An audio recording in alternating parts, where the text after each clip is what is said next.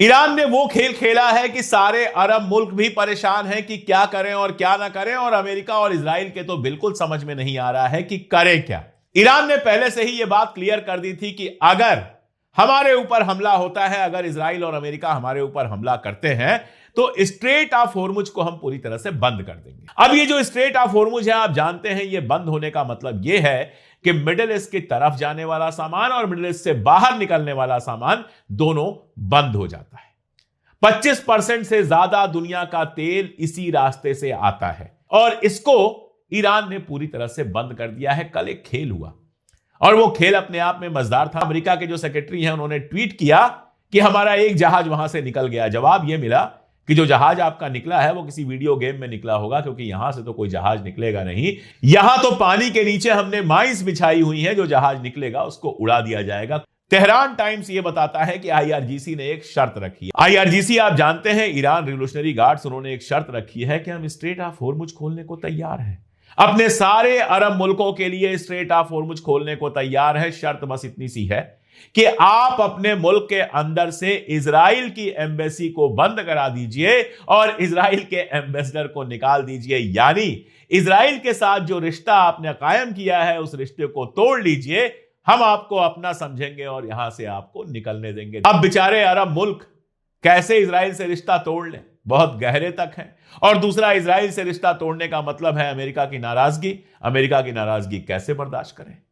इसलिए अरब मुल्क खामोश है, जाहिर है इस पर कोई जवाब नहीं दे सकते। लेकिन ईरान ने अपना पत्ता फेंक दिया है कि या तो हमारी तरफ या तो इजराइल की तरफ। इजराइल में तो जो मिसाइलें बरस रही हैं और जो तबाहियां हो रही हैं, उन पर तो तमाम रिपोर्ट्स आ रही हैं, आपने देखा होगा। लेकिन बहरीन के जिस कदर तबाही हुई है, वो भी अपने आप में एक मजेदार कहानी है। इन सबके बीच हिंदुस्तान कहां है? आप जानते हैं, नरेंद्र मोदी सबसे पहले गए और इजराइल में बाकायदा हिंदुस्तान इजराइल के साथ है, ये सब घोषणा करके चले आए। उनको एक इनाम दिया गया जो उसके पहले किसी को नहीं दिया गया था और शायद उसके बाद भी नहीं मिलेगा। और इस तरह से शायद वो शायद क्या पक्के तौर पे पहले हिंदुस्तानी प्रधानमंत्री बन गए जिन्होंने इस तरह की जंग में एक तरफा रोल दिखाया, और वो भी ईरान के खिलाफ दिखाया, जिसके साथ पुराने रिश्ते रहे हैं। खामनेई साहब के मरने के बाद कोई श्रद्धांजलि भी नहीं दी गई। बाद में विदेश सचिव को भेजा गया, कोई मिनिस्टर नहीं गया, विदेश सचिव गए जो साइन करके आए। उसके बाद एक खबर आई, जयशंकर साहब ने लिखा कि ईरान के विदेश मंत्री से हमारी बातचीत हुई है। अब ईरान के विदेश मंत्रालय ने बाकायदा एक बयान जारी किया और इस बात को तस्लीम किया कि बातचीत तो हुई है। उस बयान को अगर गौर से पढ़िए तो ईरान ने बहुत प्यार से खेल खेला है। चाहता तो उस बयान में वो कड़ी बातें भी लिख सकता था कि आपने इजराइल का साथ दिया, खामनेई साहब के मरने के बाद श्रद्धांजलि भी नहीं दी, वगैरह वगैरह, लेकिन उसने ऐसा कुछ नहीं लिखा है। उसने बहुत प्यार से बात की है, अपनी सारी बातें कह दी हैं कि हमने ये बात कही कि अमेरिका और इजराइल ने जो किया है, जिस तरह से हमारे ऊपर हमला किया, हमारे रहबर को शहीद किया, वो काबिले मजम्मत है, उसकी मजम्मत होनी चाहिए। सारी दुनिया को उसकी निंदा करनी चाहिए, सारी दुनिया को उसकी मजम्मत करनी चाहिए। यह बात ईरान कह रहा है। यह नहीं कह रहा है कि हिंदुस्तान ने मजम्मत नहीं की, वो ये कह रहा है कि मजम्मत करनी चाहिए थी। यानी ईरान हिंदुस्तान से यह उम्मीद करता था कि वो इस हमले की मजम्मत करे, लेकिन हिंदुस्तान ने मजम्मत नहीं की। डिप्लोमेसी में सारी चीजें लिखी नहीं जाती हैं, जो नहीं लिखा जाता है वो ज्यादा इंपॉर्टेंट होता है।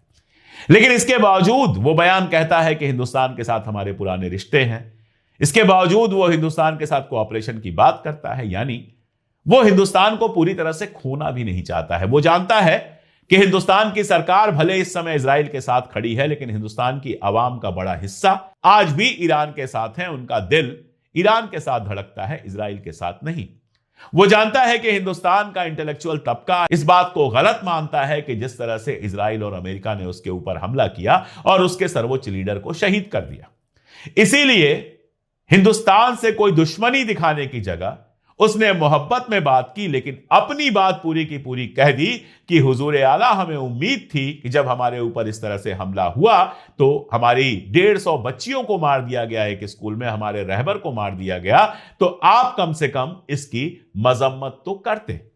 तो बहुत फाइन डिप्लोमेसी खेली है ईरान ने। हिंदुस्तान के साथ रिश्ते खराब भी नहीं करना है और अपनी पोजीशन बहुत साफ साफ बता देनी है। दरअसल मुझे लगता है कि नरेंद्र मोदी सरकार भी डिलेमा में है। इजराइल का समर्थन कराए। इनको लगा होगा कि इजराइल तो बस 2 दिन में जीत जाएगा, ईरान में सरकार बदल जाएगी और ईरान में जो नई सरकार बनेगी वो तो अमेरिका और इजराइल के सरपरस्ती में काम करेगी, तो हम ईरान की नई सरकार से भी रिश्ता बना लेंगे, इजराइल से भी रिश्ता बना रहेगा, दोनों हाथ हमारे घी में होंगे। नहीं मालूम था उनको कि जब दोनों हाथ घी में डालने की कोशिश करते हैं तो कई बार सर कड़ाही में चला जाता है। हो गया सब उल्टा। 4 दिन छोड़िए 10 दिन हो गए जंग को। न जंग खत्म होने का नाम ले रही है, न ही ईरान कहीं हारने जा रहा है, बल्कि अमेरिका ने जो जो तसव्वुर किया था, जो जो प्लानिंग की थी, वो सब फेल हुई। और तो और जो अमेरिका का सारा डिफेंस सिस्टम बना हुआ था वो पूरी तरह से बर्बाद हो गया। दुनिया भर में लोग अमेरिका के खिलाफ जुलूस निकाल रहे हैं, जंग बंद करने की बात कर रहे हैं, और जो अमेरिका के सबसे करीबी दोस्त हैं, इन्होंने अभी इस बात का कोई संकेत नहीं दिया है कि ये इस जंग में शामिल होंगे। इस तरह के संकेत बहुत सारे मिल चुके हैं कि इराक की जंग में जो गलती हुई थी वो गलती हम दोबारा नहीं करने जाएंगे। अब हिंदुस्तान क्यों कहूं, नरेंद्र मोदी सरकार पशोपेश में है। देश के अंदर आयल का संकट शुरू हो चुका है, एलपीजी के लिए लंबी लंबी लाइनें लगनी शुरू हो गई हैं, और ऐसे में इजराइल अमेरिका से कहीं से कोई मदद मिलने वाली है नहीं। मदद मिलेगी भी तो ईरान से ही मिलेगी, अगर ईरान भारतीय शिप्स के लिए स्ट्रेट ऑफ हॉर्मुज खोले और तेल आने दे। तो इजराइल के साथ ज्यादा दोस्ती का कहीं कोई फायदा मिलता तो दिख नहीं रहा है, नुकसान काफी मिल रहा है। शायद यही वजह है कि इतने दिनों बाद ईरान से बात की गई, अपनी तरफ से जरा सा हाथ बढ़ाया गया।